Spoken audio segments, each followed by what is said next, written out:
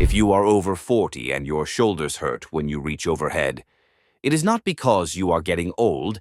It is because three specific muscles are doing absolutely nothing. I am going to show you three simple movements that fix this in about 5 minutes a day. You can do without any equipment. Stick with me.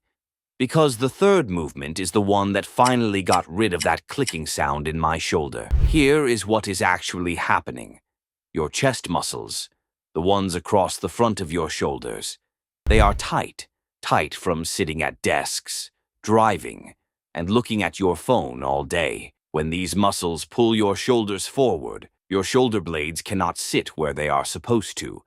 And then your rotator cuff, which is a group of 4 small muscles that stabilize your shoulder, they stop working properly.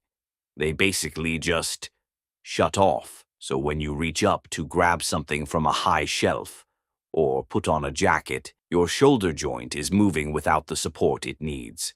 That is the pain you are feeling. But here is the good news. These 3 movements reverse this entire pattern. We are going to stretch what is tight, wake up what is asleep, and teach your shoulders to move the way they used to. Let us start. Move 1. The crossbody shoulder stretch. This one targets the back of your shoulder, and it is probably tighter than you think. Sit or stand.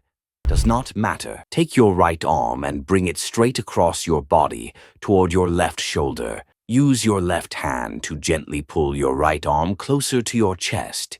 You should feel a stretch in the back and side of your right shoulder. Hold for 30 seconds. Then switch sides. Key point. Keep your shoulders level.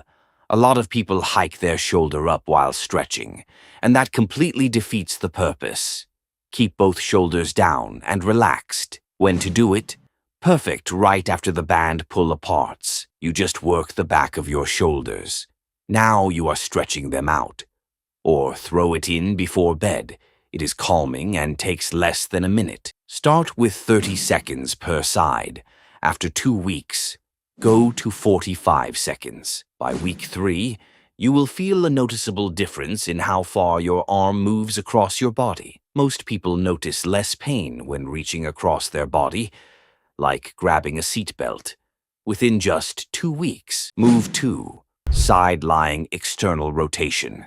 This movement is going to feel easy, and that is the point. We are not trying to build muscle here. We are just reminding your rotator cuff how to work again. Lie on your right side on the floor or your bed. Bend your left elbow to 90 degrees and tuck it against your side like you are holding a small towel between your elbow and your ribs. Keep your forearm pointing straight ahead. Now, without letting your elbow leave your side, rotate your forearm up toward the ceiling. Go as high as you comfortably can, then lower back down. That is 1 rep. Do 10 reps. Then flip to your other side and repeat. Common mistake. People let their elbow drift away from their body. That completely changes which muscles you are using. Keep that elbow glued to your side. When to do it? Right after your doorway stretch in the morning. Your chest is already open, so now you are activating the rotator cuff. Takes less than 2 minutes. Move 3. Wall slides. This last movement proves that everything we just did is actually working. It takes your open chest, active rotator cuff, pulled back shoulders, and stretched rear delts, and puts them all together into one movement. Stand with your back against a wall.